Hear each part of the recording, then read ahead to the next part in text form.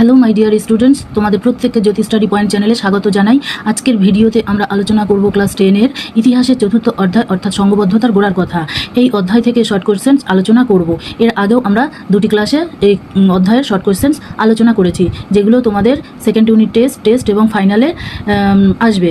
প্রতিটি প্রশ্ন খুবই গুরুত্বপূর্ণ, তোমরা খুব ভালো করে তৈরি করে নেবে। ভিডিওটি ভালো লাগলে একটা লাইক করে দিও।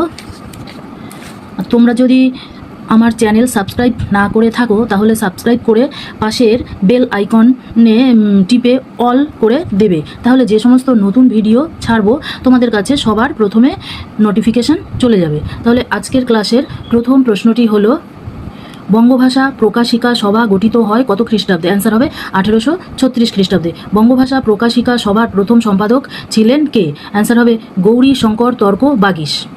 তারপরের কোয়েশ্চেনটি, বঙ্গভাষা প্রকাশিকা কোথায় প্রতিষ্ঠিত হয়? অ্যান্সার হবে কলকাতায়।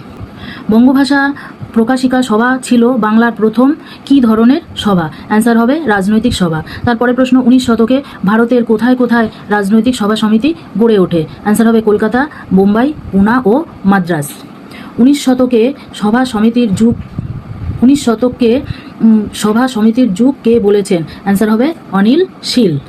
ভারতের রাজনৈতিক চিন্তার পথিকৃৎ কে ছিলেন? অ্যান্সার রাজা রামমোহন রায়। কারা বঙ্গভাষা প্রকাশিকা সভা প্রতিষ্ঠা করেন? অ্যান্সার হবে দ্বারকানাথ ঠাকুর, প্রসন্ন কুমার ঠাকুর ও কালীনাথ রায় চৌধুরী। বঙ্গভাষা প্রকাশিকা সভার প্রথম অধিবেশনে সভাপতি কে ছিলেন? অ্যান্সার হবে গৌরী শঙ্কর ভট্টাচার্য। ভারতের প্রথম রাজনৈতিক প্রতিষ্ঠান কি? Answer land holders society.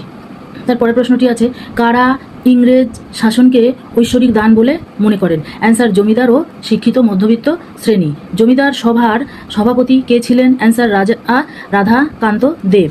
তারপরের কোয়েশ্চেন, কবে কাদের উদ্যোগে জমিদার সভা প্রতিষ্ঠিত হয়েছিল? অ্যান্সার হবে 1838 খ্রিস্টাব্দে রাজা রাধাকান্ত দেব, প্রিন্স দ্বারকানাথ ঠাকুর ও প্রসন্ন কুমার ঠাকুরের উদ্যোগে। জমিদার সভা প্রথম সম্পাদক কে ছিলেন? অ্যান্সার হবে প্রসন্ন কুমার ঠাকুর। তারপরের প্রশ্ন, জমিদার সভার প্রাণ পুরুষ কে ছিলেন? অ্যান্সার হবে দ্বারকানাথ ঠাকুর। তারপরের প্রশ্ন, জমিদার সভা কে প্রতিষ্ঠা করেন? অ্যান্সার দ্বারকানাথ ঠাকুর। ভারত সভার প্রথম সম্পাদক কে ছিলেন? অ্যান্সার হবে সুরেন্দ্রনাথ বন্দ্যোপাধ্যায়। ভারত সভার প্রথম সভাপতি কে ছিলেন? Answer Reverend Krishnamohan Bandyopadhyay. ভারত সভা কবে প্রতিষ্ঠিত হয়? অ্যান্সার 1876 খ্রিস্টাব্দে 26শে জুলাই।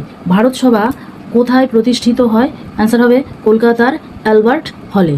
তারপরে প্রশ্ন, ভারত সভার মুখপত্র হিসেবে কোন পত্রিকা প্রচার কার্য চালাতো? Answer the Bengali. রাষ্ট্রগুরু নামে কে পরিচিত ছিলেন? Answer Surendranath Bandyopadhyay. Indian association বা ভারত সভার প্রাণ পুরুষ কে ছিলেন? অ্যান্সার সুরেন্দ্রনাথ বন্দ্যোপাধ্যায়। ভারত সভার প্রথম সম্পাদক কে ছিলেন?